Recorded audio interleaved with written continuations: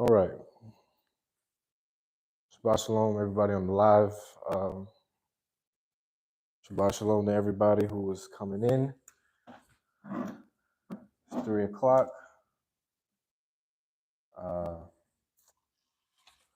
Nobody is in the building currently at the moment, so I'm going to go on ahead and just kind of speak on a few things while we wait on people to get to the library, get to the room.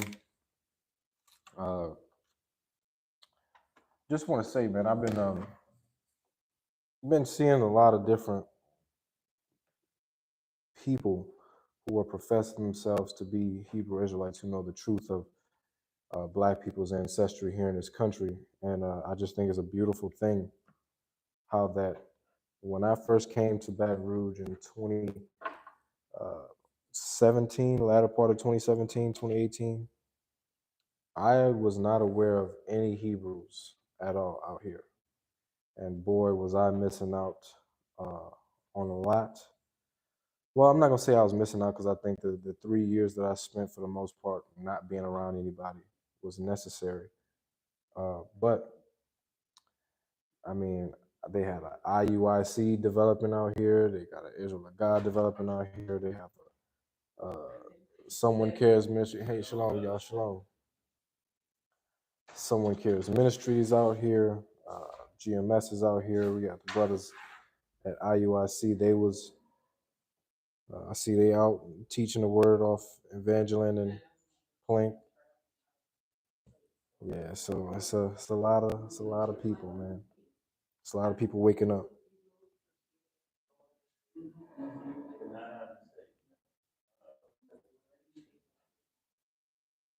Yeah. So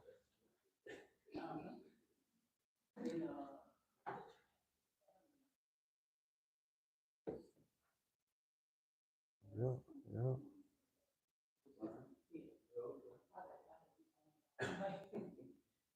A lot of people waking up. A lot of people waking up. A lot of people waking up. And so it's going to be very important for all of you people who are waking up, who are coming into this truth to realize what this is all about. It's not about, realizing who you are as much as it's about realizing the role that we as a people play in the covenant with the Most High. So that is the most important thing. And everybody who is coming into this knowledge needs to be mindful of that.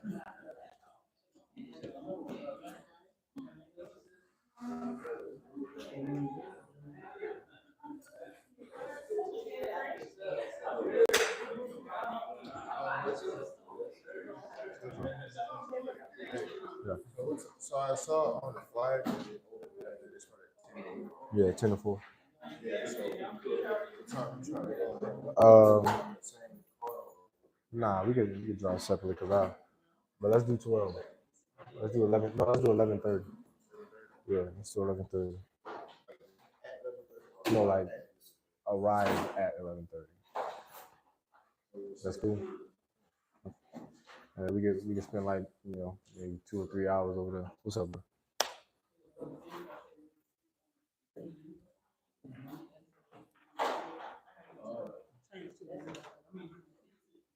I'm not worried about that.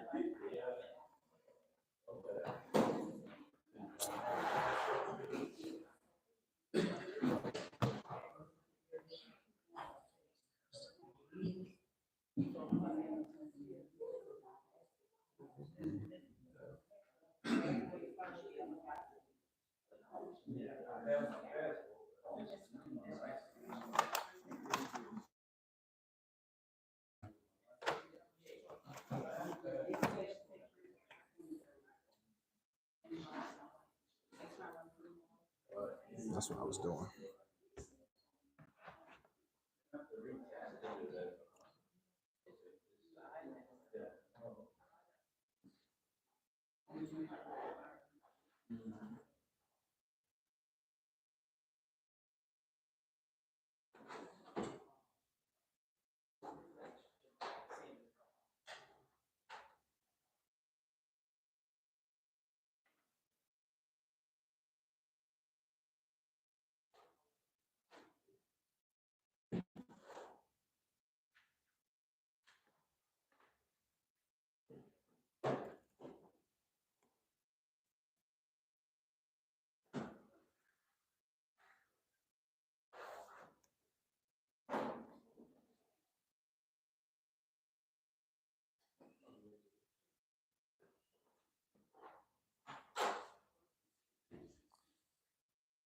All right, everybody. I'm gonna go on ahead and get started now. We'll say our prayer and then read the Ten Commandments as we wait for everybody to get here. Where's the other? Oh.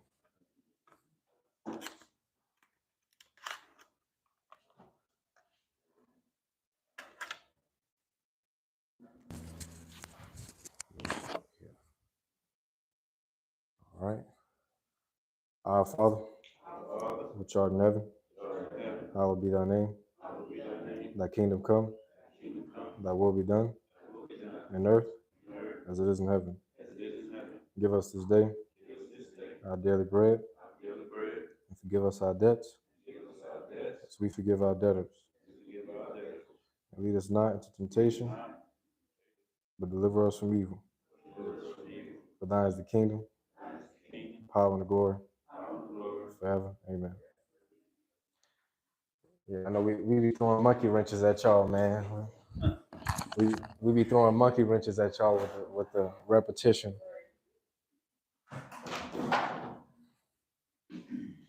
All right.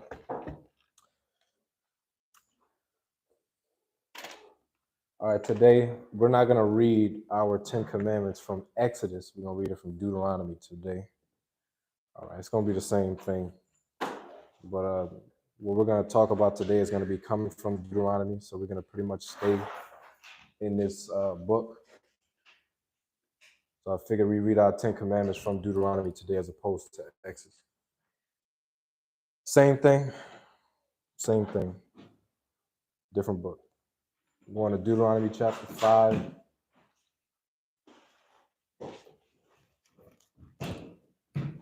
And we are going to start at verse 6.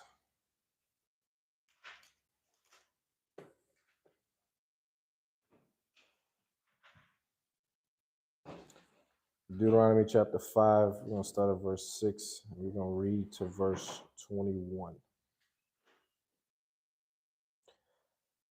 It says, I am Yah, the Elohim, which brought thee out of the land of Egypt from the house of bondage. Thou shalt have no other gods before me. Thou shalt not make unto thee any graven image or any likeness of anything that is in heaven above, or that is in the earth beneath, or that is in the waters beneath the earth. Thou shalt not bow down thyself to them, nor serve them. For I, Yah, thy Elohim, am a jealous Elohim, visiting the iniquity of the fathers upon the children unto the third and fourth generation of them that hate me, and showing mercy unto thousands of them that love me and keep my commandments. Thou shalt not take the name of Yah in vain, for Yah will not hold him guiltless that taketh his name in vain. Keep the Sabbath day to sanctify it, as Yah thy Elohim commanded thee. 6 days thou shalt labor and do all thy work, but the 7th day is the Sabbath of Yah. In it thou shalt not do any work, thou, nor thy son, nor thy daughter, nor thy manservant, nor thy maidservant, nor thine ox, nor thine ass, nor any of thy cattle, nor the stranger that is within thy gates, that thy stranger and thy maidservant, that thy manservant and thy maidservant may rest as well as thou. And remember that thou wast a servant in the land of Egypt, and that Yah thy Elohim brought thee out thence. Thy Elohim commanded thee to keep the Sabbath day. Honor thy father and thy mother, as Yah thy Elohim hath commanded thee, that thy days may be prolonged, and that it may be well with, and that it may go well with thee in the land which Yah thy Elohim giveth thee. Thou shalt not kill, thou shalt not commit adultery, thou shalt not steal, thou shalt not bear false witness against thy neighbor, thou shalt not desire thy neighbor's wife, neither shalt thou covet thy neighbor's house, his field, his manservant, or his maidservant, his ox, or his ass, or anything that is thy neighbor's. Okay. So what I did last time I was teaching was essentially break down the commandments, the 10, as we read them. And the reason why I'm doing that is because throughout the scriptures, you always had times where people would receive the commandments, and then there was a process of time where they understood it, but slowly and surely they would lose sight of the commandments that they were supposed to keep. All right, this happens all the time throughout the Bible. So we'll learn it, a generation will learn it, and then over time, generation upon generation upon generation, the knowledge of those commandments and how they were supposed to be kept and done would essentially fade away. And what you would have to happen is a learning process, a starting over in a sense of realizing what these commandments actually mean. So, what I'm going to be doing for the foreseeable future, at least when I get up here, is going over strictly just commandments. All right. As we did with the 10, we're going to do this with many commandments.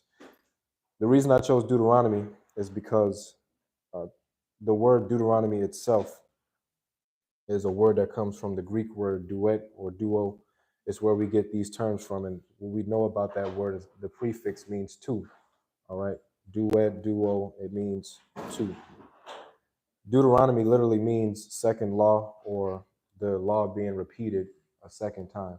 And you'll find that the laws that are in Exodus, the laws that are in Leviticus, Numbers, etc., they are repeated here. Okay. So what I'm gonna do is I'm gonna start in Deuteronomy verse 1, and I'm just gonna read a few verses so we can see what's happening here, because everything in the book of Deuteronomy essentially happens in one day. Okay. Or within a very short space of time. So I'm gonna read Deuteronomy chapter 1, verse 1. And we'll start here. So it says here in Deuteronomy chapter 1, verse 1, we just read in verse 1. It says, "These be the words which Moses spake unto all Israel on this side of Jordan, in the wilderness, in the plain over against the Red Sea, between Paran and Tephel and Laban and Hazeroth and Dizahab." Okay. Now, the reason why I'm reading this is to show, again, everything in Deuteronomy, okay, everything that you read in Deuteronomy is what Moses is saying to the children of Israel in essence in one space, in one specific time frame, right? Within one day. He is giving them a recap of everything that they had experienced in the wilderness, a recap of all the laws that he had just already told them in Leviticus, in Exodus, and in Numbers. Okay. And so I chose to read these commandments or to go over the commandments like I'm going to be doing for the foreseeable future, because in Leviticus, you'll have a chapter and it's talking about laws, and then there's also chronological history that's going on. So you'll have laws, and then you'll have a scenario that comes up, right? The same thing in Exodus, the same thing in Numbers. In Deuteronomy, you have chapters back to back to back where it's nothing but commandments. And so that's the reason I'm going to be using Deuteronomy for the most part. Okay. So we are going to start off at Deuteronomy chapter 6, and we'll see what the commandments state in here. Because as I mentioned earlier, we always have to kind of restart. Every time we fall off from the commandments, every time we stray away from the commandments, you always have to have a reinvigoration process where those things are taught again. This happened in the book of Ezra and Nehemiah. This happened with Joshua. This happened with Christ. It always happens. All right. The further away we get from the commandments, the more it has to be retaught and going over again, etc. So, and what is this? We'll start off at verse 1. All right. And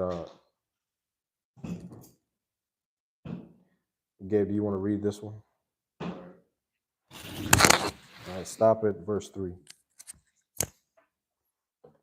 Now these are the commandments, the statutes, and the judgments which the Lord your God commanded to teach you, that ye might do them in the land whither ye go to possess it, that thou mightest fear the Lord thy God, to keep all his statutes and his commandments, which I command thee, thou and thy son and thy son's son, all the days of thy life, and that thy days may be prolonged. Hear therefore, O Israel, and observe to do it, that it may be well with thee, and that ye may increase mightily, as the Lord God of thy fathers hath promised thee, in the land that floweth with milk and honey. So now in these first 3 verses, he's telling us to keep the commandments, the statutes, and the judgments that he's going to teach us. Not only is he teaching us this, but he is telling us that we're going to have to do this when we get into the land. And when we do this in the land, we will increase mightily. When he's saying increase mightily, he's talking about in every aspect, right? In our population, in our economics, in our wealth, in everything. Okay, and that it may go well with thee. So going well with us is talking about the things that happen around us, because we know that the Most High will use uh, other nations or even natural disasters and stuff to affect us if we're doing the wrong thing. All right, so that it may go well with you. Keep going in verse 4, and you can stop at verse 6. Hear, O Israel, the Lord our God is one Lord, and thou shalt love the Lord thy God with all thine heart, and with all thy soul, and with all thy might. And these words which I command thee this day shall be in thine heart. Right. So now here, this in verse 5, we know that according to Christ, this is the greatest commandment. Okay. Or at least we should know that. Right. This is the greatest commandment. So out of all the commandments that you can read in Deuteronomy, it don't matter where you can read them. This one in verse 5 is the greatest. And verse 4 told you that the Yah is one. Okay.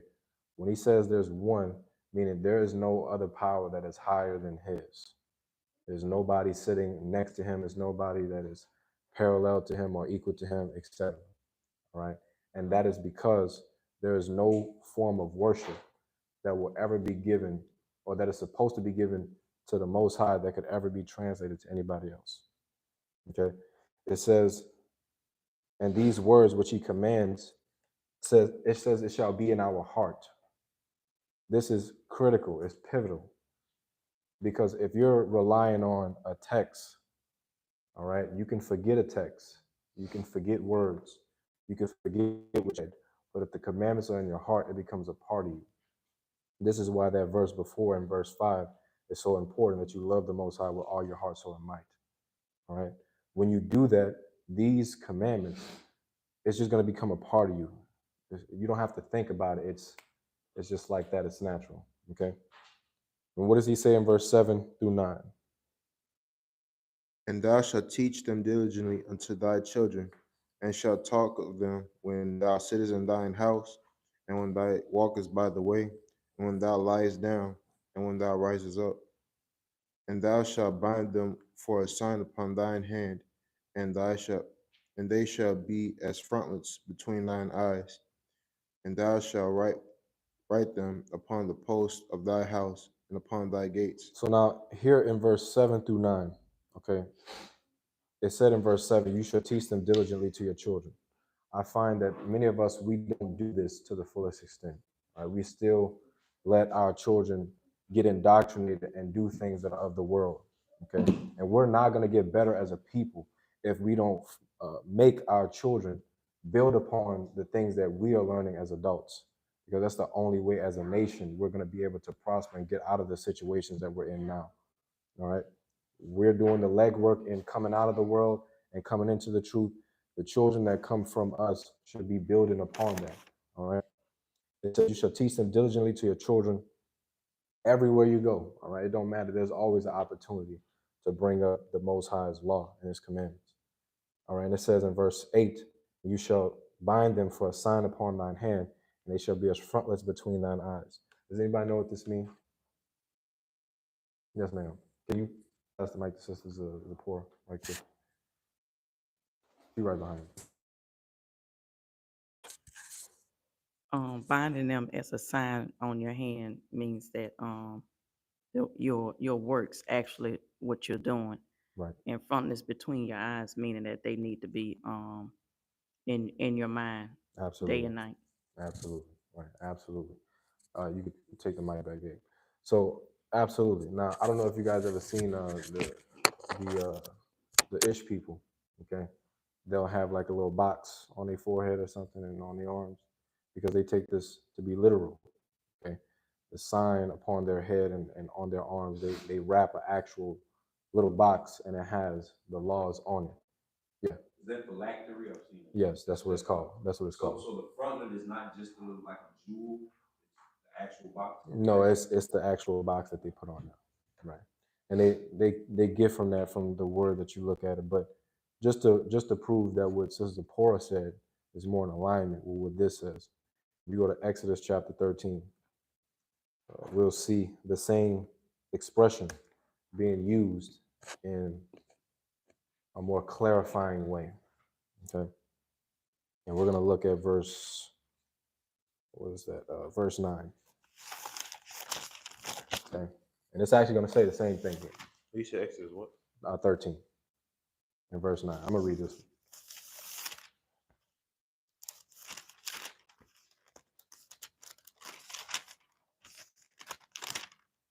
Okay. So what this commandment, just as an aside, what this commandment is telling you is that the way that you see the commandments should be a certain way. Like you can't just look at them like, oh, this is things that, we're supposed to do according to the Bible. Like, this is a lifestyle. It's a culture. It's a heritage. It's more than that. It's a part of you.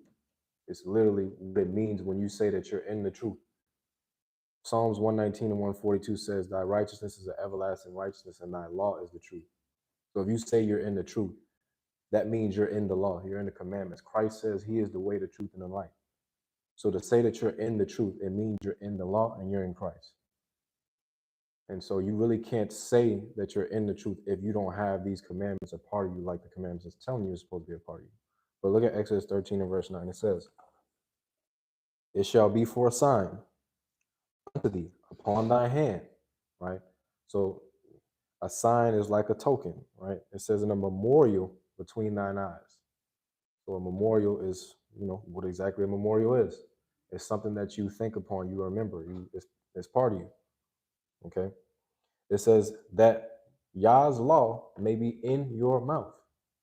That's the point of it being in your hand when you're doing stuff with your hands, right? The works of your hands is because of your understanding of the law.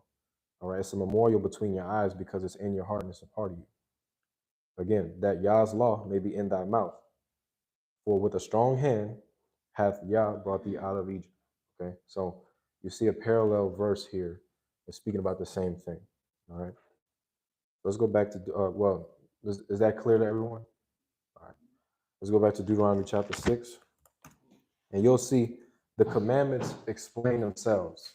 Okay. We don't need a extravagant, complex explanation for a lot of these commandments. These commandments are simple. You just have to do the due diligence to read them. Moving on. Verse 9 also stated, to write them upon the posts of your house and all your gates, right? As like a reminder. You walk into the house, you see a big whatever. Most people have, murals and images on their walls and stuff like that. Put scriptures on. Okay?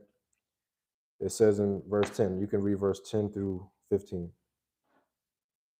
And it shall be, when the Lord thy God shall have brought thee into the land which he sware unto thy fathers, to Abraham, to Isaac, and to Jacob, to give thee great and goodly cities, which thou buildest not, and houses full of good things, which thou fillest not, and wells digged, which thou diggest not, vineyards and olive trees, which thou plantest not.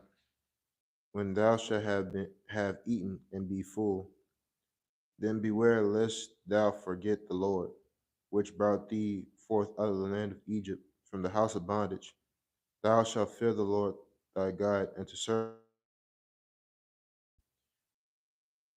Ye shall not go after other gods, of the gods of the people which are round about you. For the Lord thy God is a jealous God among you, lest the anger of the Lord thy God be kindled against thee, and destroy thee from the face of the earth. So now we see from verse 10 and 11, it's accentuating the importance of not forgetting the Most High whenever you're prosperous. Whenever the children of Israel came into the land, the Canaanites had already built up a lot of that land. So there was already houses that were built. There was already land that was cultivated.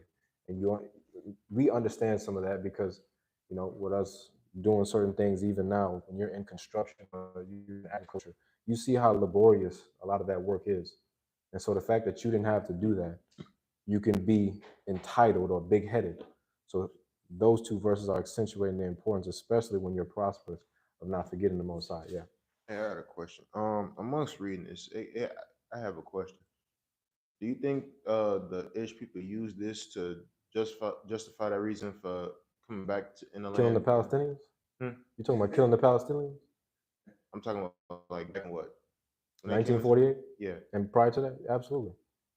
Yeah, I was thinking about that as I was reading. I was like, hold on.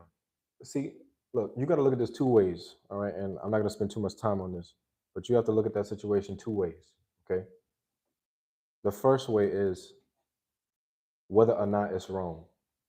You could look at that and say it's wrong because they're not the people of God. They're doing that on their own accord, okay? The other way is the same thing that they're doing to Palestinians. You can read the children of Israel doing that to Canaanites. So you have kind of a, a somewhat hypocritical lens when you look at it from both sides like that. Okay. I just tell you how I look at it. One, when you look at nations all throughout the world, the only reason why people care about the Palestinians now is because they can see it. But nobody had this remorse for all the other civilizations that have been wiped off this planet that you don't know about because it's not in history books. But it's happened. You can look at the Native Americans, for example. How many tribes have been exterminated? So, it's really not that it's not that big of a issue when you look at it from a realistic lens, but everybody looks at that differently. Okay. But that's what we did. So they're justifying their actions because you can see that the children of Israel did the same thing at the commandment of God. Okay. And it's unfortunate, but that's what happens when we committed sins and now we're not in that land. And so technically everything really falls back on us because had we would have still been there and maintained it and it went well with us, like we just read, that wouldn't even be a problem. All right. At least not at that point in time. Palestinians or those people wouldn't even be there because we'd be there. Okay. So we could blame ourselves for that. Verse 13 says that you are supposed to fear the Most High. All right. Fear Yah. I did a lesson on that a while back. So you can recall some of the things that we talked about there. You have to be afraid. And this is not talking about reverence or deep respect, right? This is talking about literal trembling, all right? Frightening. That's what that's talking about, as we have seen. This is what he wants. This is something that the Most High actually wants. You should be afraid, okay? It says, serve him and shall swear by his name. See how it says swear by his name? When we did business, when we formed contracts, the security of that contract was you swearing by the name of Yah. All right, but as again, the reason why we're going over this now is because over time, what happens? The laws get diluted, the understanding gets, clouded out. So that's why we're reading this now. All right. Repeating again in verse 14 to 15, the jealousy that the Most High has. Verse 16 through 19 now. Ye shall not tempt the Lord your God as ye tempted him in Massa. Ye shall diligently keep the commandments of the Lord your God and his testimonies and his statutes which he hath commanded thee. And thou shalt do that which is right and good in the sight of the Lord, that it may be well with thee, and that thou mayest go in and possess the good land which the Lord sware unto thy fathers, to cast out all thine enemies from before thee, as the Lord hath spoken. Now, real quick, because really the only commandment here is verse 16. Does anybody know? Because this is a commandment. It's telling you not to tempt Yah. So if you're being told not to tempt Yah, what does that mean? How can you even do it? Because you got to know how to do it in order to know not to do it. Right? Go ahead. I think it's a time when the children of Israel was hungry and thought they was gonna die of hunger. The Father ended up giving us quail, but at the same time, those people was dying. Right. So let's go see it. We're going to go to Exodus right quick, chapter 17, and we'll read verse 1 through 7. All right, I'm going to read this just so that we can understand right quick what it means to tempt the Most High, because he's giving you an example of what not to do. Okay. And you'll be surprised, but many people do this all the time. All right, all the time. So Exodus chapter 17, we're going to read verse 1 through 7 so we can see this example of how the children of Israel was tempting the Most High. All right. It says here, But you said 16 or 17. 17, Exodus chapter 17. Did I say 16? I thought you did at first. Okay, no. If I said 16, I apologize. I mean chapter 17. Exodus chapter 17, verse 1 through 7. All right. This is the first time that you get the children of Israel tempting the Most High. So we're going to see what it means to tempt God and how you can never do this ever in your life. Okay, hopefully. It says in verse 1, and all the congregation of the children of Israel journeyed from the wilderness of Sin and their journey after their journeys according to the commandment of Yah and pitched in Rephidim. And there was no water for the people to drink. So now we see the circumstance set up. There's a deficiency. All right. Wherefore the people did chide with Moses, saying, give us water that we may drink. And Moses said unto them, why chide ye with me? Wherefore do you tempt Yah? So Moses already, after this one verse, is already acknowledging that they have tempted the Most High. How did they tempt him? By just asking for water? How is that a temptation? There we go. He brought you out, right? So obviously, if he's bringing you out through the wilderness, and he had a route that they were going to take. So obviously, the Most High is more knowledgeable, infinitely more knowledgeable than any one of us, surely. Okay. So if he takes you out through the wilderness, an area that's deserted where there's no water, you think he's going to lead you through the wilderness and you not be able to drink water? It just might not be on your time, which is the point. So we have a complaint.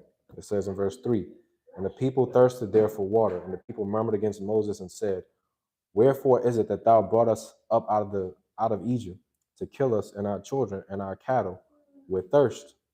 And Moses cried unto Yah, saying, what shall I do unto this people? They be almost ready to stone me. And Yah said unto Moses, go on before the people, and take with thee the elders of Israel, and take thy rod, and wherewith thou smotest the river, take in thy hand and go. And I will stand before thee there upon the rock in Horeb, and thou shalt smite the rock, and there shall come water out of it, that the people may drink. And Moses did so in the sight of the elders of Israel. And he called the name of the place Massa and Meribah, because of the chiding of the children of Israel, and because they tempted Yah, saying, is Yah among us or not? Okay, so again, we see the circumstance. The circumstance is obviously one that is difficult in nature. So when you're having a difficult circumstance in nature, and you ask the question, well, God among us or not? Is God helping me or not? Does God want me to go through this or not? Right? This is how you tempt the Most High, and therefore it's a sin. Okay. Absolutely. I mean, that's in essence that's what it is. Right? You don't have to call it that. That's exactly what it is. Because again, the thought process, when you're going through something, you're not really thinking straight most of the time. If I'm thirsty for water, the only thing I'm thinking about is getting some water. Okay, that's how the human body works. But if you're not faithful in thinking, well, God brought us out of Egypt to save us, surely he's not gonna let us die in the wilderness. Okay, that's the point. You see this happen multiple times in the Bible. I would say the worst time is probably Numbers chapter 11, but you guys can read that on your own time. The children of Israel did this multiple times. Okay. So anyway, that's what it means to tempt the Most High. So when something happens to you, you get a flat tire on the road or something, something like that, and you start talking about, well, why, and you blame it on God. Why is God doing it? I mean, look, that's tempting the Most High. You're going into that path. Okay.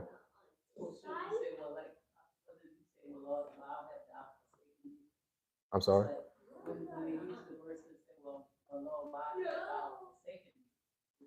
You talking about Christ? That was prophesied. No, that was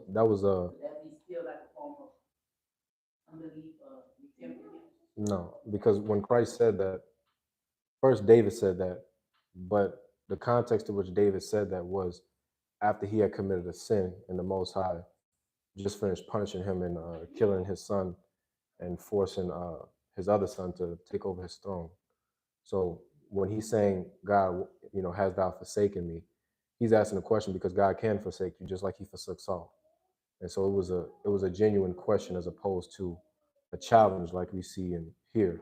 When Christ repeats that, because Christ is the volume of the law and the volume of the book, he is saying that prophetically. Everything that he did is prophetic. So it's not only that he's saying that because of his circumstance, but he's saying it because prophetically he's supposed to say it in order to bring that to fulfillment. So, Not because he felt his father was forsaken. right. Because it's already been done. It's already been said. I think that's in Psalm. Fulfillment of that prophecy. Yeah, I know he says it in John 17, and the prophecy is in Psalm.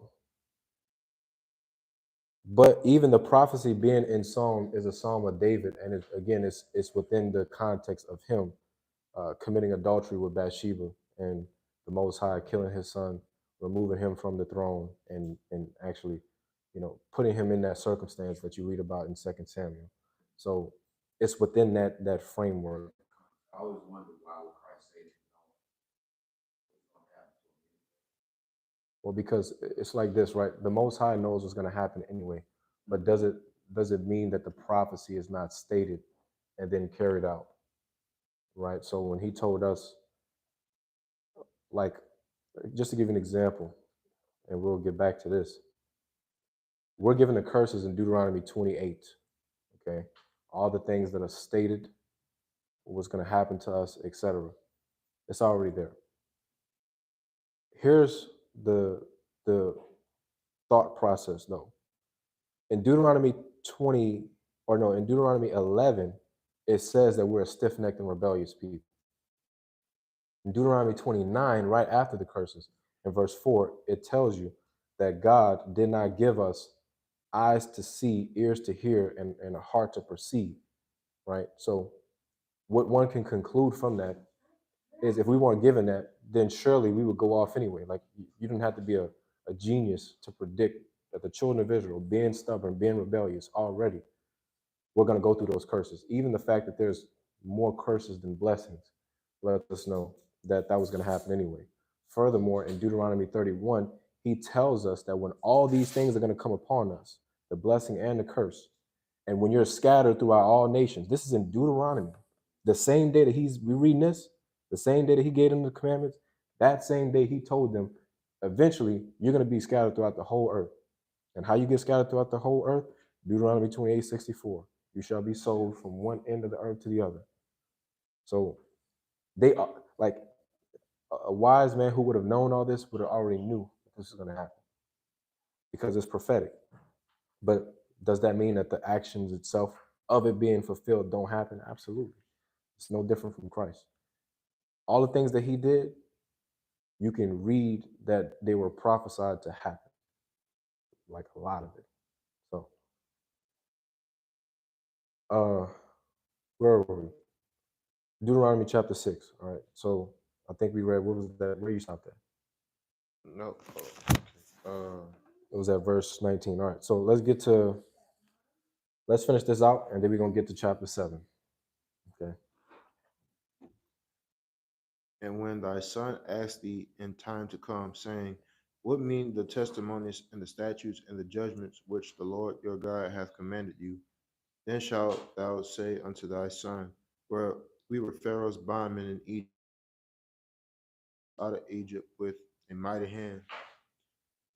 And the Lord showed signs and wonders, great and sore, upon Egypt, upon Pharaoh, and upon all his household before our eyes. He brought us out from thence, that he might bring us in to give us the land which he sware unto our fathers. And the Lord commanded us to do all these statutes, to fear the Lord our God, for our good always, that he might preserve us alive, as it is at this day. And it shall be our righteousness if we observe to do all the commandments before the Lord our God, as he hath commanded us. All right. So now two commandments here for the most part. We read earlier that you're supposed to teach your children. As I mentioned, your sons, especially, and your daughters are supposed to carry on whatever progress that you yourself have made, and they're supposed to add to that. Okay.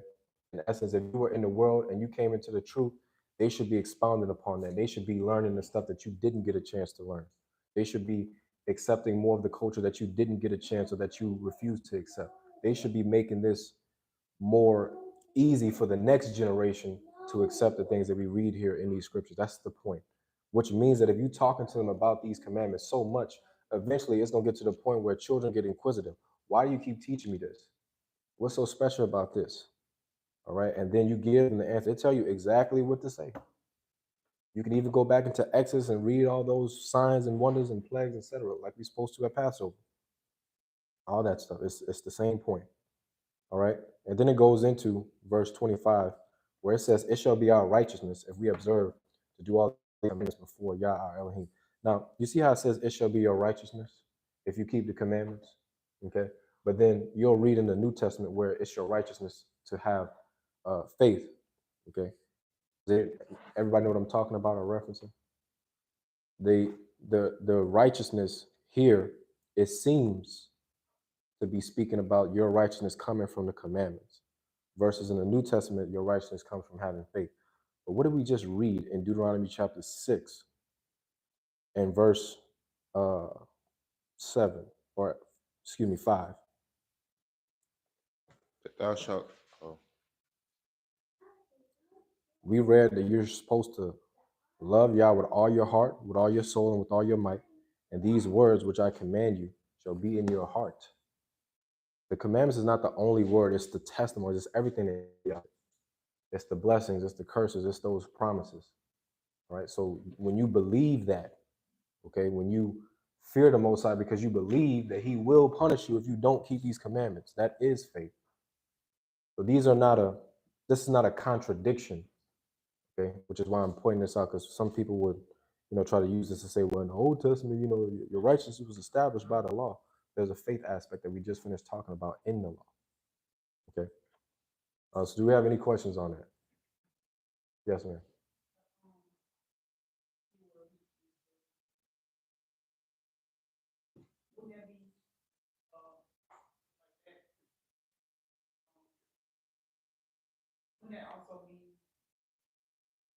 Oh, I'm sorry, sis. Can you hand her the mic, please? oh, So you said the fear thing. Yeah, I'm asking because in mine it does say revere. Mhm. Well, wouldn't that be kind of like hand in hand? Yeah, but what I'm doing is I'm accentuating a part that is left out, right? So now when you fear the Most High, obviously there is a reverence, right? It's not that you're just totally afraid, but you do respect and revere the Most High because of His wisdom, His knowledge, what He has done for us and our people.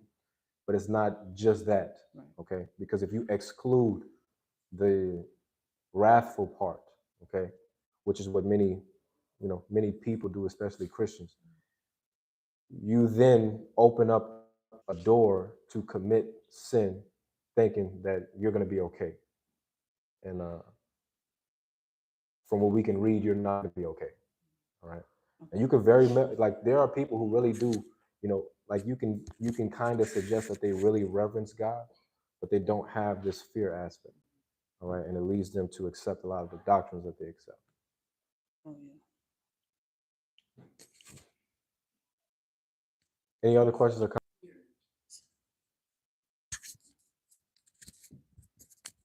Yes, ma'am. So what she was saying about the fear. It's like if you fearing him enough to know, so if I don't do what he say, it's a consequence. Right. It's like a child. If you really fear your parents, well, if I don't do what he say, I'm gonna get chastised. So Absolutely. is that the same type of fear, or just knowing that, okay, well, look, I got to keep these commandments. If I don't, I'm gonna be left out. I'm not gonna make it into the kingdom. Are you saying are those two the same? Yeah. Yes. Because the first thing that you said, right? The first thing that you said, you correlated the analogy of a child getting punished by their parents.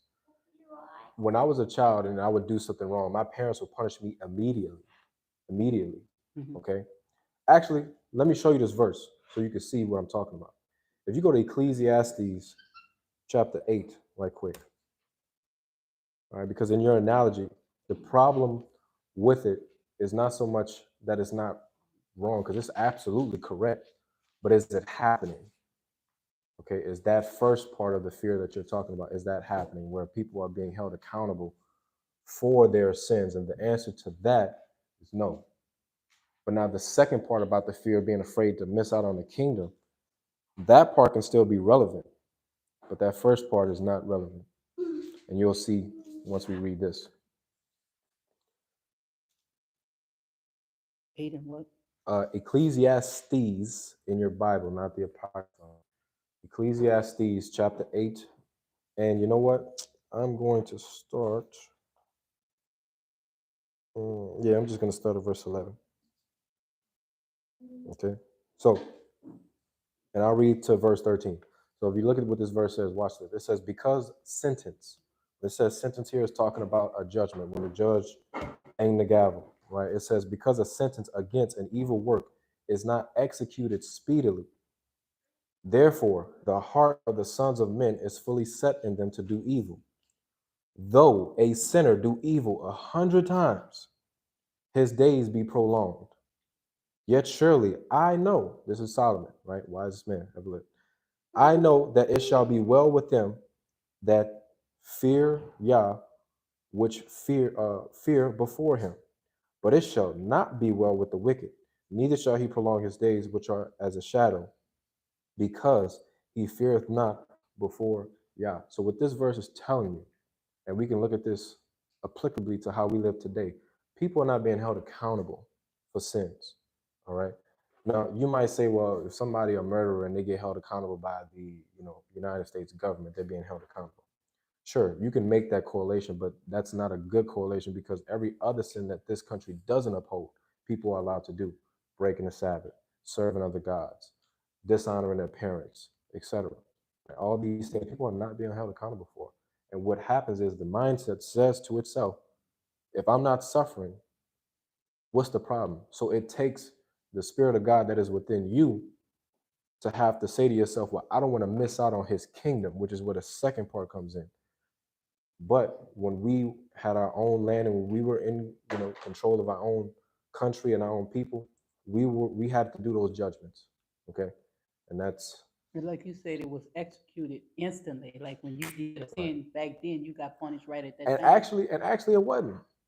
And actually it wasn't, right? Because if you read, there were times where it was, but it wasn't like, if you look at it case by case. I'd rather just give you an example. In Numbers chapter 15, we don't have to go here, but you could read on your own time. In Numbers chapter 15, we had already been given the law about breaking the Sabbath. You have the commandment in Exodus 20, you have it repeated in Exodus 23, you have it then accentuated in Exodus 31. Like accentuate, like it goes nothing but Sabbath in Exodus 31. It even gives you the punishment. In Numbers 15, there is a man picking up sticks on the Sabbath day. Do you know what they did? They put him in ward. What does that mean? That means they put him in like a little prison. They didn't execute it. Right away. Okay. They had the judgment already. They were told it. It was stated. They had been going about it. It's been said multiple times, and they still did not execute it because it's not an easy thing. Judgment. It's not. It's not an easy thing. But that's what got us kicked out of the land, because the moment that you allow one person, all it takes is one time to get away, okay, somebody else is going to be compelled to think that they can get away too. Then the next person is more compelled. Then the next person is more compelled. Next thing you know, you're living during the time of Christ and you openly dishonoring your parents and just giving the judges a gift and getting off scotch-free. So much so that now, building on top of that, us today, I mean, you can do whatever you want. You cuss your mom or daddy out if you want to. Now, you have to, in your heart, be fearful of God that he going to punish you when the time comes. But as far as being punished now, no, that's not happening. And it can't happen because we as a people don't know these commandments. This is why I'm doing this right now, okay? Because we fall off and we have to be like re-taught a lot. All right, we see this all throughout the Bible, all throughout.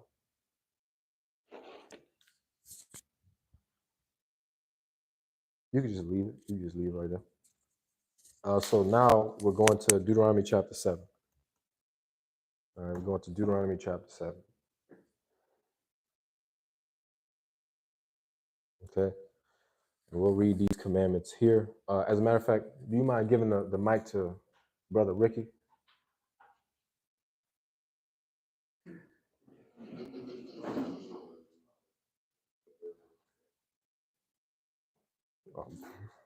It's all good, bro. I'm going to read it. You sure? All right, go ahead. You can start at do verse 1 through 5. Yeah, 1 through 5.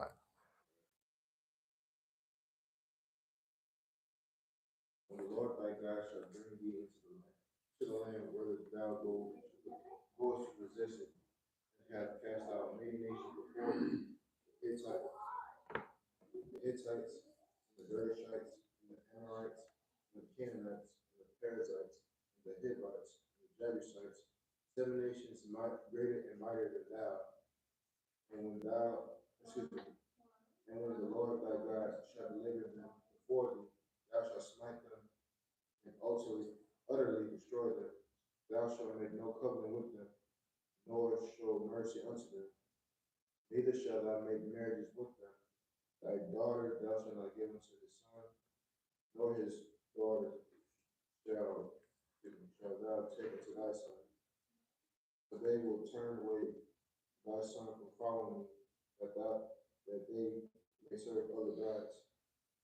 So will the anger of the Lord be kindled against you and destroy you suddenly. But thus shall ye deal with them. Ye shall destroy their altars and break down their images, and cut down their groves, and burn their graven images with fire. All right. So this really encompasses one commandment, but you can look at it like it's multiple sub commandments within it. The first thing here is in verse 1, he is telling us when he brings us into this land, there's going to be other people. All right. It says when we get there in verse 2, we're not supposed to make covenants, all right, with them. So everybody know what a covenant is, right? We should know what a covenant is. It's an agreement. Okay. It's contracts, it's leagues, all right, stuff like that. You're not supposed to make these arrangements with these people because they can influence you and how your people exist. I'll give you guys a prime example. We live in America today. America promotes democracy and liberalism. Okay. Basically, everybody should be able to do whatever they want, whenever time they feel like it. Okay. What does America do? America goes abroad to other countries. And if you're a theocracy, meaning you have like a religious based government, or if you have an autocracy, meaning you have like a dictatorship or something like that, and you don't have democracy or liberal values, what do? They try to overthrow you. Okay. And they try to change your people's perspective on how they should live. In essence, this is the reason why we are not supposed to make leagues with these other nations, because they have their own doctrines, they have their own political views, they have their own belief systems. And those things bleed into, all right, the nation of Israel, which is not or counter to how the Most High want us to live. All right, he goes on to say in verse 3, not only can we not make leagues with them as a nation, right, which is what verse 2 said, but what verse 3 is saying is you're not even supposed to marry these people. How you ultimately make the league, encapsulating it.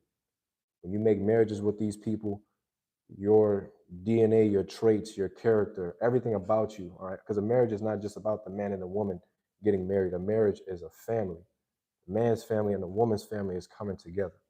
The man's people and the woman's people are coming together, all right? And so we have this coming together of nations that are counter to how the Most High want us to live. You end up having exactly what occurred to us in the Bible. We made leagues with Canaanites, we made leagues with Moabites, we made leagues with Ammonites, we took on their gods, we served their images, and we strayed away from the Most High. And this is why you have this commandment here in the first place. Okay? So, where we at?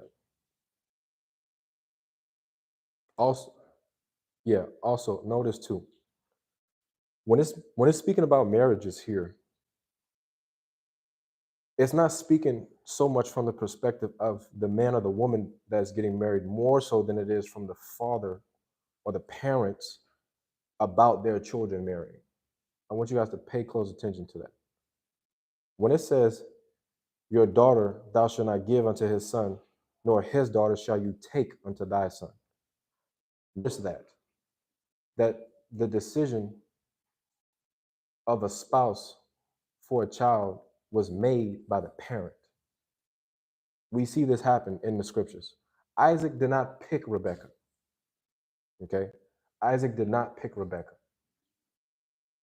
In Genesis 24, Abraham sends his servant to go and find a wife, and the servant found Rebekah and brought Rebekah back. Isaac had never even seen this woman. Abraham sent his servant, he trusted his servant to go out and find a wife for Isaac. Now, I'm not saying that everybody has to do that. My point is, you can see that that was done, okay? You can clearly see that that was done because that's Hebrew culture. That's the parent ensuring that their children is not marrying somebody that is counter to how the Most High want them to live, right?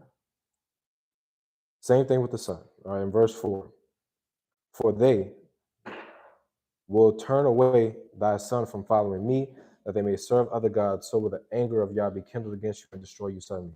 Notice, he's not telling you that it could happen. He's not telling you that it might happen. He's not telling you that there's a possibility that it will happen or that it's likely to happen. He's telling you it will happen. You have the wisest man that has ever lived marry strange women, and they turn this man into an idolater. So nobody today, okay, as a regular Hebrew, can tell me that you're on a level that's higher than Solomon where you can overcome something like this. He's telling you what's going to happen. Okay?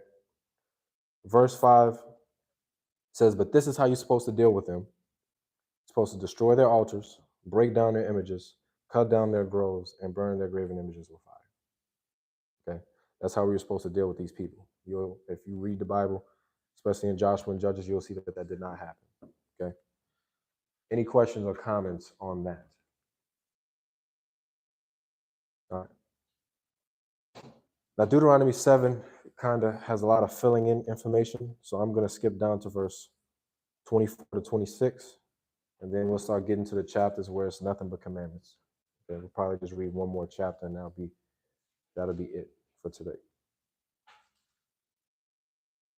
In Deuteronomy chapter 7 and verse 24, it says, and he shall deliver their kings into thy hand, and thou shalt destroy their name from under heaven. There shall no man be able to stand before you until thou have destroyed them. The graven images of their gods shall you burn with fire. See, he's telling you right here, you should be intolerant to false deities. You see how in America we're tolerant to deities, right? You could be a Muslim here, you could be a Buddhist here, you could be a Hindu here, you could be whatever here, okay? This is completely counter to how the Most High told us that we're supposed to live in his land. So that means if you're not thinking and changing your mind, like, this whole thing of liberalism and everybody being able to do what they want, if your mind is like not set that that's absolutely wrong, then you're going to have a hard time, trying to understand these scriptures. You're going to have a very hard time. He says, thou shalt not desire the silver or the gold that is on them, nor be snared therein, for it is abomination unto Yah. Neither shalt thou bring an abomination into thine house, lest thou be a cursed thing like it, and thou shalt utterly detest it, and thou shalt utterly abhor it, for it is a cursed thing. Any abomination, anything that's dedicated to idols. This is where we talk about the things that are, like it mentions gold and silver here, right? These are things that's dedicated to idols. But this is why we talk about going to holiday feast days and stuff, because these feasts are dedicated to these gods. All right, these festival days are dedicated to these gods. And these things are detestable. They're abhorrent. Okay. You're supposed to, leave a lot of that stuff alone. Any questions or comments about this last commandment before we get into the next one? All right, Deuteronomy chapter 12. All right. Chapter 8, 9, 10, and 11 is a lot of I fill the information. You guys can read that on your own time. And look, I know that reading the commandments, it's not like a regular lesson, all right, where we flip into a whole bunch of different spots, all right, and it's, you know, it's a little bit more exciting, all right, but this is food right here, all right? This is the main thing. If you don't know this, it don't matter about nothing else, okay? It really doesn't, because your mindset is not going to be congruent to how the Most High wants you to be, and you're going to always be in conflict with Him, like the children of Israel was in the wilderness, and you don't want that to happen to yourself, all right? Deuteronomy chapter 12 is none but commandments here. Nothing but. What we'll do is we'll go through these commandment by commandment, and this will probably be the last chapter for the day. All right. In verse 1, it says, these are the statutes and judgments. So we have what's supposed to be done, the execution for when it's not done. Okay. What you shall observe and to do in the land which Yah your Elohim of your fathers giveth you to possess it, all the days that you live upon the earth. You shall utterly destroy all the places wherein the nations which you shall possess serve their gods, upon the high mountains, upon the hills, and under every green tree. And you shall overthrow their altars, break down their pillars, burn their groves with fire, and hew down the graven images of their gods, and destroy the names of them out of that place. What that means is you couldn't have a Christian church in our land. We'd burn it to the ground. You couldn't have a mosque in our land. You couldn't have it. You couldn't have a Hindu temple. You couldn't have a Scientology church. None of that. We destroy it. And if you didn't destroy it, you know what that means? You in sin for letting it stay up. Okay? This is why, like, some of the kings that you read about who are righteous, you'll see, you know why I call them righteous? Because they did this. It says in verse 4, you shall not do so unto the Lord, unto Yah your God. So the Most High's temple, the Most High's synagogues, where we keep Sabbaths at, those are sanctified. Those need to be guarded, protected, secured, 24/7. Verse 5. It says, but unto the place which Yah your Elohim shall choose out of all your tribes to place his name there, even unto his habitation shall you seek, and there you shall come. And there you shall bring your burnt offerings, your sacrifices, your tithes, the heave offerings of your hand, your vows, your freewill offerings, the firstlings of your herds and your flocks. And you shall eat before Yah your Elohim, and you shall rejoice in all that you put your hand unto, you and your household, wherein Yah your Elohim had blessed you. Okay. So I think we kind of went over this a little bit when we were talking about the lesson on feast days and stuff. And I also touched on this when we talked about sacrifices being done away with. I'll hit on it again just slightly. These are all the things that the Most High wants us to bring. Okay. These are not talking about sin offerings. These are commandments that, had we been in the land and had we been in it today, we'd still have to do these things. Okay. These are all commandments that we're supposed to do. And there's a specific place where God wants us to bring it. All right. And we know that that place ends up being Jerusalem. Any questions or comments on that before we move on to the next thing? All right. Verse 8. You shall not do after all the things that we do here this day, every man whatsoever. Ain't that what we're doing today? You got IUIC down there. All right. You got brothers at IOG. You got us here. You got everybody is doing their own thing for the most part. Same thing like judges. Everybody was doing that which is right in their own eyes. But when you read these commandments, the Most High want us to be under one thing, under one set of instruction, and that's what we're reading. Okay. And it's funny because everybody claims to be reading this. We come to different things. It's because we're not reading it enough. All right. We're not studying it enough. So we want to make sure that we ourselves are in accordance with what the Most High want us to do. He's telling us you should not do how you're doing now, every man whatsoever is right in his own eyes. For you are not as yet come to the rest and to the inheritance which Yah your Elohim giveth you. So you see, the Most High is basically saying he's tolerating this stuff now, but when you come into this land, that's not going to be able to happen. Verse 10. But when you go over Jordan and dwell in the land which Yah your Elohim giveth you to inherit, when he giveth you rest from all your enemies round about, so that you dwell in safety, then there shall be a place which Yah your Elohim shall choose to cause his name to dwell there. Thither shall you bring all that I command you, your burnt offerings, your sacrifices, your tithes, heave offerings of your hand, and your choice vows, which you vow unto Yah. And you shall rejoice before Yah your Elohim, you and your sons and your daughters and your men servants and your maid servants, and the Levite that is within your gates, for as much as he hath no part nor inheritance with you. Take heed to thyself that thou offer not thy burnt offerings in every place that thou seest, but in the place which Yah your Elohim shall choose in one of your tribes, there you shall offer your burnt offerings, and there you shall do all that I command you. So again, these last two verses, just to touch on it one more time, is the reason why in that lesson that I did, I think right after Feast of Unleavened Bread, is why I was saying people cannot do this today. You can't do the sacrifices today. It's not that you, even if you wanted to, you can't. All right. Which most people, they can't. But the point is, you couldn't do it even if you wanted to. Because of this right here, he's telling you, you can't just do this anywhere.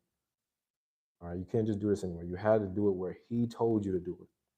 All right. He just told you where, in the place where he chose to put his name. And we know that that became Jerusalem. Any questions or comments on that before we move on to the next thing? All right, verse 15, it says, notwithstanding, so now in spite of what we just read, you may kill and eat flesh in all your gates. Okay, what does this mean? If it's not a sacrifice, it's not a burnt offering, if it's not a vow, if it's not a free will offering, if it's not a heave offering, if it's not your tithes or the firstlings, you can eat wherever you want. Okay, you can eat wherever. It says, whatsoever thy soul lusteth after, according to the blessing of Yah, which thy Elohim, which he hath given thee, the unclean and the clean may eat thereof, as of the roebuck and as of the hart. Does anybody know what this last phrase mean here? When it says the unclean and the clean may eat thereof. Do you have the mic? Oh, okay, yeah. Why would he feel the need to put the clean and the unclean people here?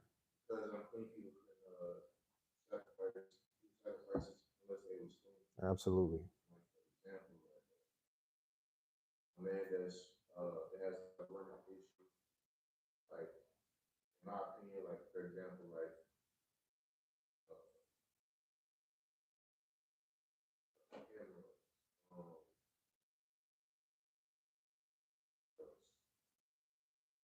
You can leave it right there. That's a good example. All right, you have a running issue.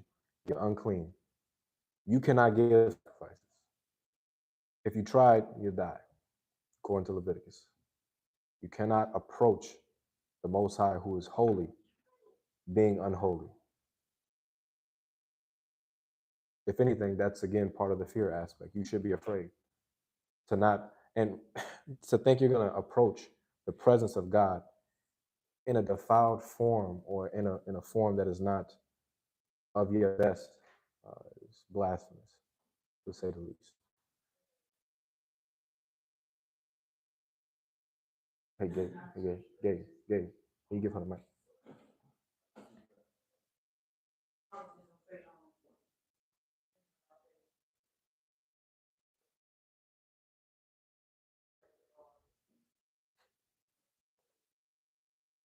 So now think about it, right? Counter, talking about the Christian church, counter to how God says it. He says he is holy, Leviticus 19, you shall be holy, for I am holy. So now if we're not just trying to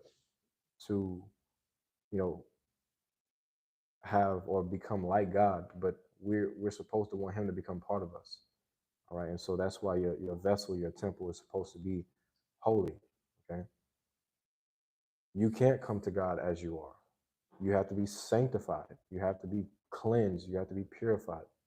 All right. As a matter of fact, the last time when I was up here and we read the 10 Commandments, before we read the 10 Commandments, we read Exodus 19.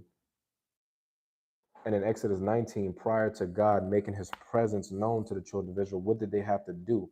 They had to sanctify themselves for 3 days.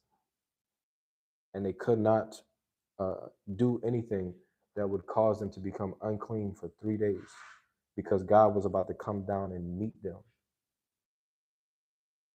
So that's what the clean and unclean. You'll have people who have very little reading comprehension who will say that this is saying that you can eat unclean foods. All right. No. When it's saying the clean and the unclean, it's talking about the people. Because remember, the beginning of verse 15 says, notwithstanding. So this is telling you, although you have to be clean to eat sacrifices, although you have to go to Jerusalem specifically to eat sacrifices, if it's not a sacrifice, if it's not a vow, if it's not a tithe, you can eat whatever you want as long as it's clean, right? Even if you're unclean and even if you're at your own house. That's what this is telling you here in verse 15. Yeah. Can you got to get the mic back. Sorry.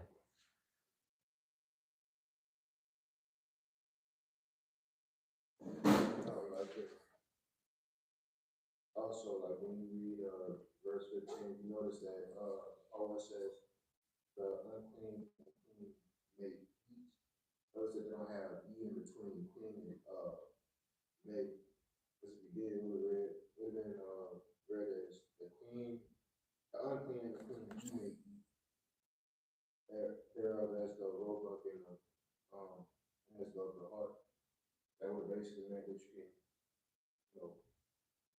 eat those clean and unclean animals.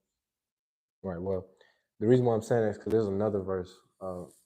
We don't really have to touch on it, but in chapter 15, it says that, but it says it in a more not so clear way. And so I'm not saying that I agree with what people are saying. I just can understand how somebody could try to use that to justify eating unclean foods. All right. But that's why I'm showing you guys is because, again, these laws have to be a part of you, like we just read. So you have to know this and you have to know the distinguishing of what is supposed to be done versus what cannot be done. You can eat whatever you want. Even it says the roebuck and the hart. It's talking about deer. Deer is not even it's a clean animal, but you can't sacrifice deer. There's only 5 animals that you can sacrifice, only 5. So even understanding the distinction between an animal that is worthy of a sacrifice to God versus just a random clean animal that you can eat whenever, even understanding that is key, especially if we are living during this time. You can read that in Leviticus chapter 1. Matter of fact, let's just go to it right quick. There is only 5 things that you can give as an offering to the Most High, 5 animals. We'll see what those are. And you'll see how this all comes together, right? Because these same 5 animals, just to show you how, like, you might think something like this is like not that important. Okay. But just watch this. I'm gonna go to something else after this too. In Leviticus chapter 1, what does your title say? Does you have a title on yours? There you go. Law of burnt offering. Right. So let's look at this. It says in verse 1, and Yah called unto Moses and spake unto him out of the tabernacle of the congregation, saying, speak unto the children of Israel and say unto them, if any man of you bring an offering unto Yah, you shall bring your offering of the cattle.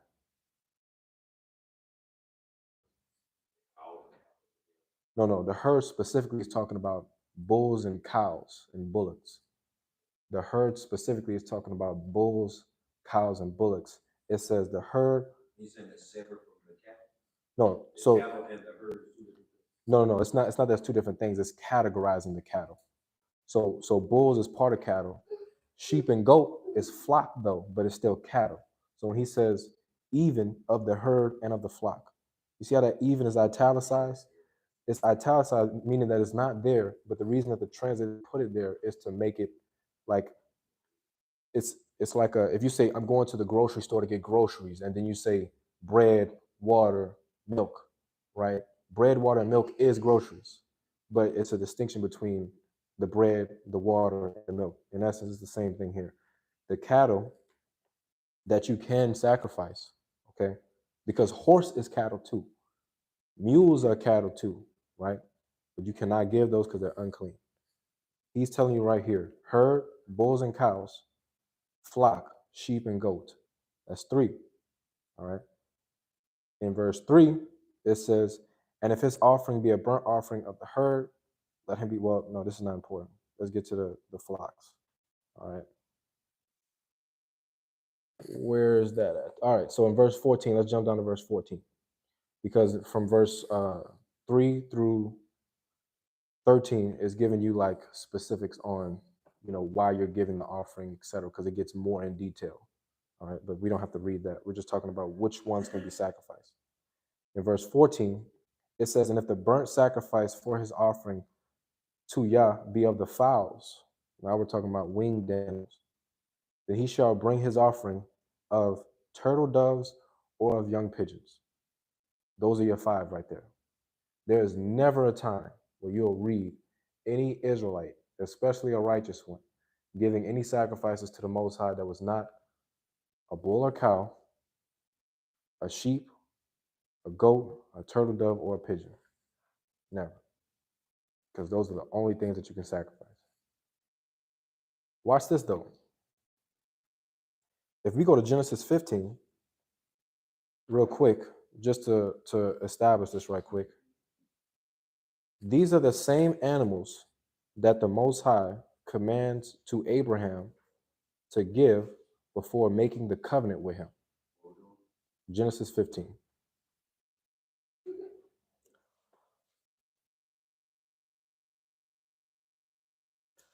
All right. In Genesis 15, this is the covenant of Abraham.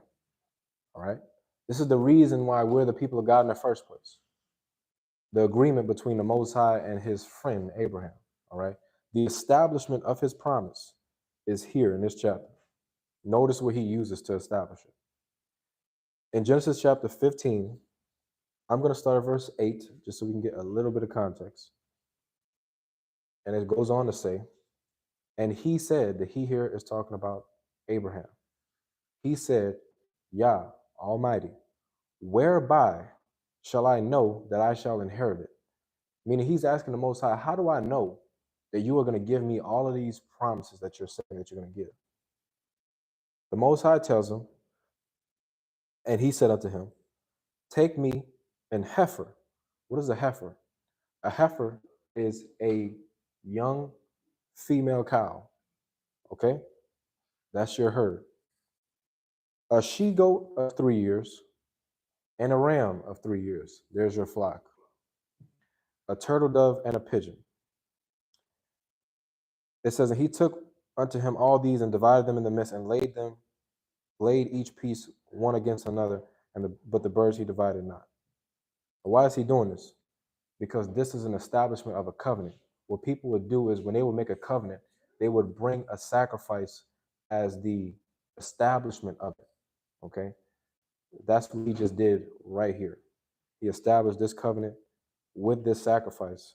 And that's when Abraham goes into the deep sleep and God speaks to him all the things that he wants to tell him. Okay.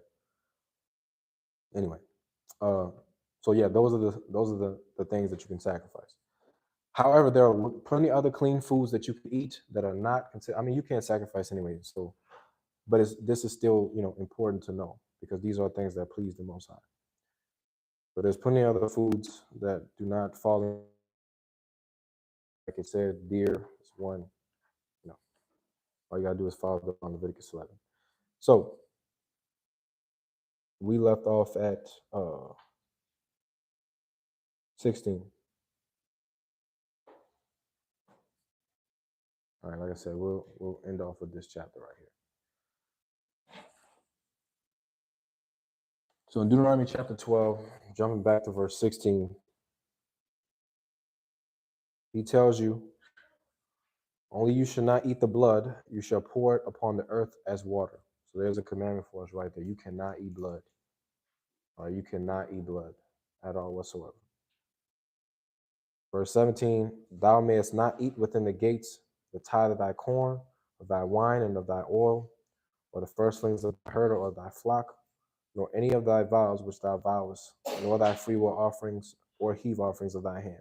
But thou must eat them before Yah thy Elohim in the place which Yah your Elohim shall choose, you and your son and your daughter, your manservant and your maidservant, the Levite that is within your gates, and the Levite that is within your gates, and thou shalt rejoice before Yah your Elohim in all that thou puttest thine hand unto.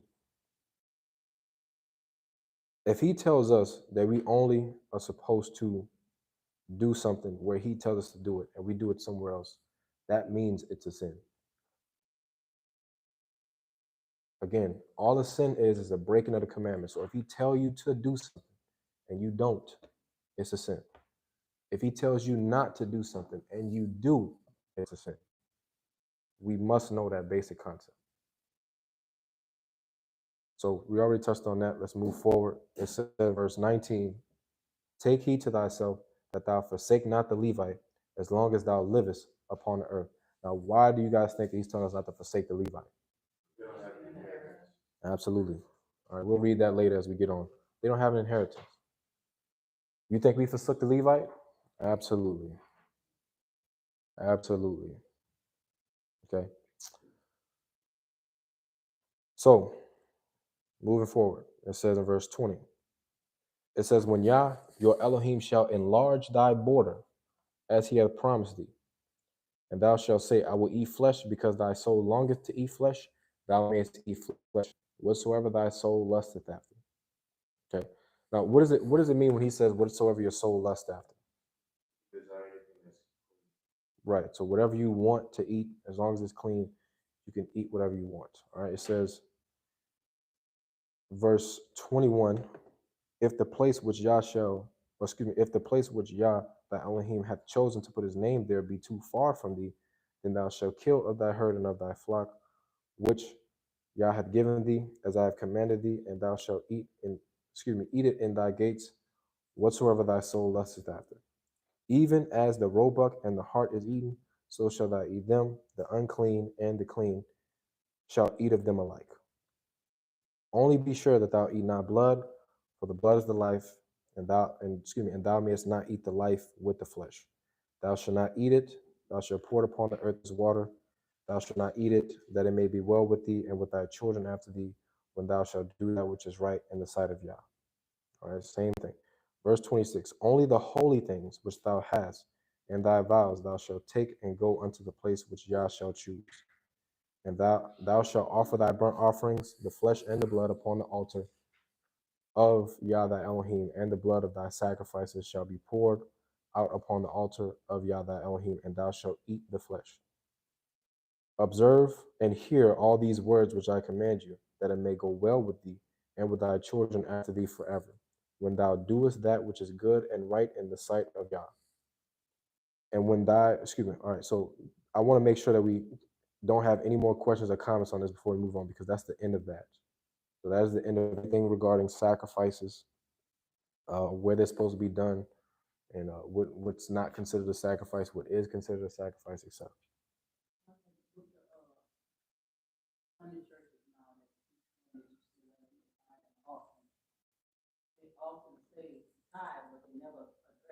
Wait, so you have the mic?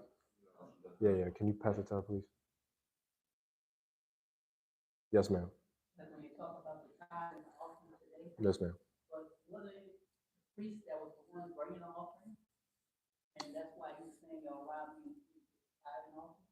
So this is how it works. Israel have their own land, so they have their own cattle, they have their own gardens. We bring the tithes, okay? We bring them to the priests. Now the priests have their own things that they bring, but when it says tithes, it's talking about the rest of the Israelites for the most part. We bring the tithes to the priests, and then the priests offer them. So we can't offer it, all right? Or I don't know if, we don't know who's a priest or not, so we can't say whether or not somebody could or couldn't offer. But the point is, if you were not a priest, you could not offer your own sacrifices. So what you would have to do is you have to bring it to them. It's not just tithes, it's your offerings too. None of that could be sacrificed by you or any one of us. We had to just bring it, okay? And they brought it. Now, a part of those tithes and offerings is for you to eat, and it's for them to eat. Okay, so a portion of that, there actually is a tithe within the tithe that's actually given to the priest. We'll read about that in Deuteronomy. That you read about that in Deuteronomy too. We haven't gotten to that point yet, but that's mentioned as well. So that's how it went. And when you see in the churches, they're talking about tithes. We know that what people have done is they've made analogies between Levites and ministries, and that's the point here. You'll find that most false doctrines, they have some relevance and some correlation, right? Because the priest's job is to give sacrifice and offerings and to teach the people and to do the work for God. The Levites, they had their own roles, all of them. Like these are things that we don't really care to know. But when you read in Numbers chapter 3 and 4, Levi, the man, has three sons. He has Gershom, Merari, and Kohath. The priests come from Kohath, but not all Kohathites are priests. The Merari, the brothers from Merari, they had to carry the pillars for the tabernacle. So like the framework. The Gershomites, they carry like the curtains, the outward things of the tabernacle, right? So the point is they all had to do something. In the ministries, okay, it seemed like they doing something, right? They're responsible for the churches, they keeping the lights on, keeping the water running, etc. But it's not the same thing, but it can be correlated as such, and that's how they're able to, get people into that. But when you don't know, I mean, what you gonna do? This is why like stuff like that, it seemed like it's not important, but it is. I can literally tell you each one of the Levites, each son, I can tell you their role, I can tell you who couldn't do what, I can tell you who was supposed to do what, all that. And it's not like a thing like, oh, I know this. It's a thing like it's important, even though we're not doing it, because people are using this concept to do something that is false. When they say we're a man rock God, they think that every man actually expressing the priest. You know what I'm saying? Like they were people actually speaking, telling them that y'all the one that's doing wrong when it comes to tithing and offering. I mean, when I was in the Sunday church,